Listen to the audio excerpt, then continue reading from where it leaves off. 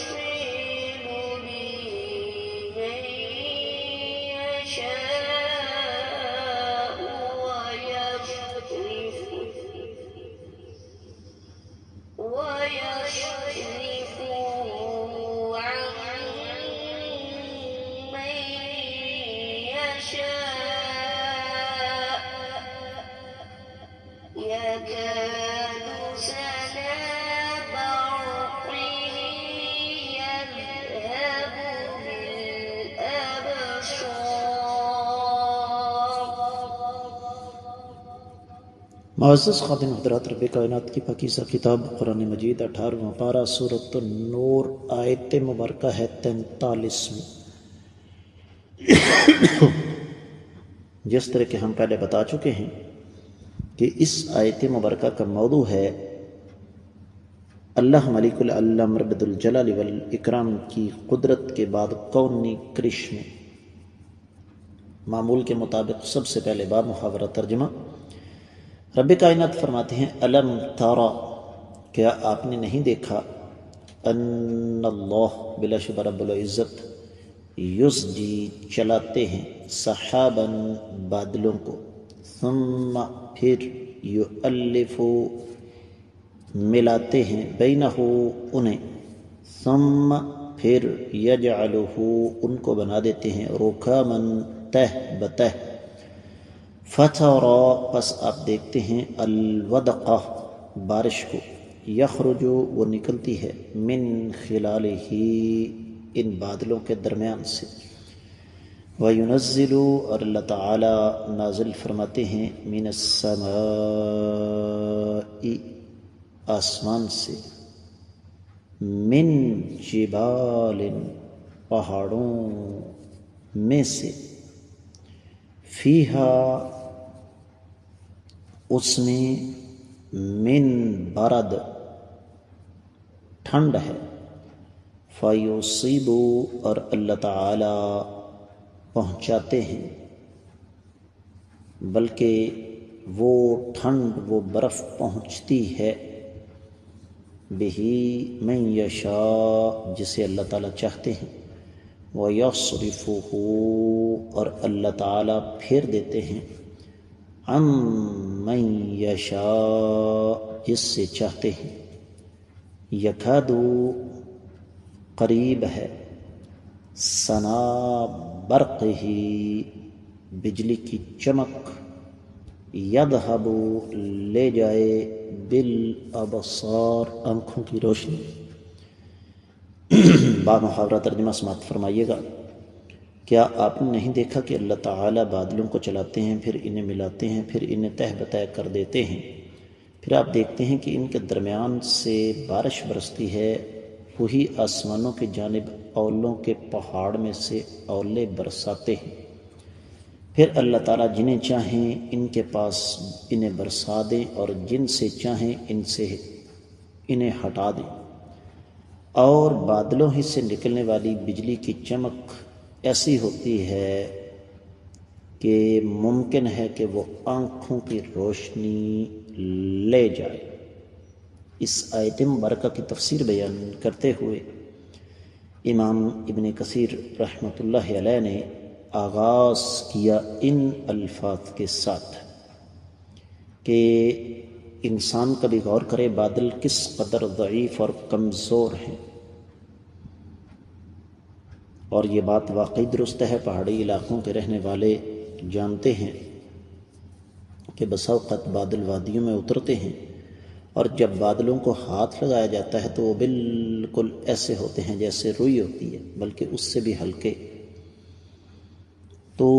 یہ اللہ تعالیٰ کی قدرت کاملہ ہے کہ رب کائنات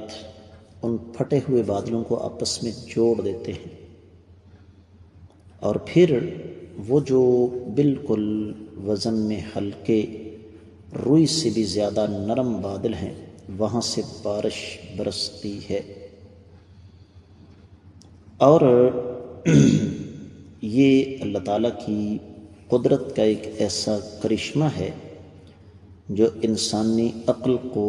ورطۂ حیرت میں مبتلا کرنے کے لیے کافی ہے۔ امام ابن کثیر رحمۃ اللہ علیہ نے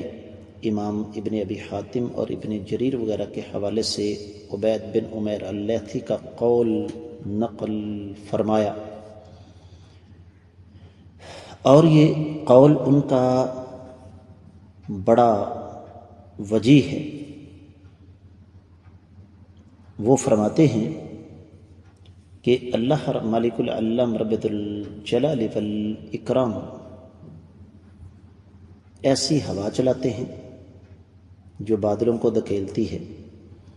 اور دھکیل کر اکٹھا کر دیتی ہے، اور اس کے بعد بارش برسنا شروع ہو جاتی ہے۔ پھر امام ابن کثیر رحمۃ اللہ علیہ نے ایک لغوی نقطہ بیان فرمایا، فرماتے ہیں کہ وَيُنَزِّلُ مِنَ السَّمَاءِ مِن جِبَالٍ، کہتے ہیں پہلا من جو ہے نا یہ ابتدائے غایت کے لیے ہے، اور دوسرا تبعید کے لیے ہے، اور فیہا من بردن یہ تیسرا بیان جنس کے لیے ہے کہ اللہ ملک اللہ مربد الجلال والاکرام نے بادلوں کو بلندی پر رکھا، وہاں پر ٹھنڈک ہوتی ہے جو نیچے اترتی ہے۔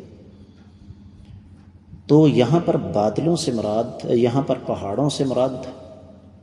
بادلوں کے پہاڑ ہیں، اور یہ بات میری اور آپ کی آنکھوں کے سامنے ہے، اور یہی وجہ ہے کہ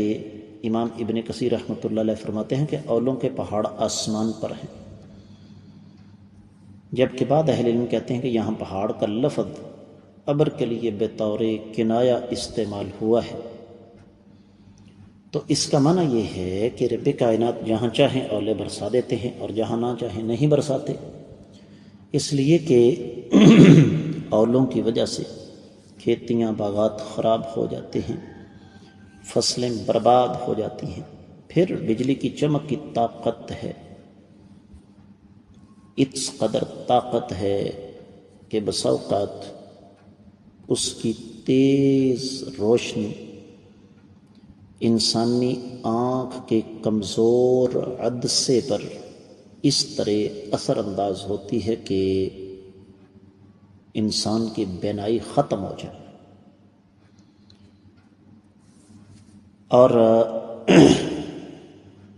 معزز خواتین و حضرات، یہاں پر ایک اور چیز بھی سمجھنے والی ہے۔ تفسیر ابن کثیر میں جو کچھ بیان ہوا وہ تو یہیں پہ مکمل ہوتا ہے، انشاءاللہ دیگر کتب تفسیر کی روشنی میں ہم اس آیت مبارکہ کا جائزہ لیں گے اگلے سبق میں۔ لیکن جو چیز یہاں خصوصی طور پر قابل غور ہے، جس پر مجھے اور آپ کو توجہ کے ساتھ غور و فکر کرنا چاہیے، وہ یہ کہ یہاں پر کچھ سوالات ہیں کہ پھٹے ہوئے بادلوں کو چلانے والا کون، اور ان بادلوں کو جو کہ پورے آسمان پر پھٹے ہوتے ہیں، میں اور آپ اچھی طرح جانتے ہیں، خاص طور پر جو لوگ ایئر ٹریول یا ہوائی سفر کرتے ہیں ان کو اس بات کا پتہ ہے کہ جہاز بادلوں کے اوپر جا کر پرواز کرتا ہے اور اوپر سے واضح پھٹے ہوئے بادل نظر آتے ہیں، پھر ان کو آپس میں جوڑنے والا کون ہے، پھر ان کو طے بطے کرنے والا کون ہے، اور پھر ان بادلوں سے بارش برسانے والا کون ہے، اور پھر بظاہر یہ ہلکے وزن میں بالکل ہلکے جو بادل ہیں، یہیں سے موٹے موٹے اولے برسانے والا کون ہے۔ بسا اوقات اولے جو ہیں وہ لیموں سے بھی بڑے ہوتے ہیں، امرود کی طرح، انار کی طرح اولے برستے ہیں۔ یہ سارے کے سارے کام اللہ تعالیٰ کرتے ہیں۔ تو اس کا مطلب یہ ہوا کہ اللہ تعالیٰ کا ان امور میں کوئی بھی شریک نہیں ہے۔ آج کا سبق یہیں تک، کل کے سبق میں انشاءاللہ دیگر کتب تفسیر کا جائزہ لیں گے۔ اجازت دیجیے، السلام علیکم ورحمۃ اللہ وبرکاتہ۔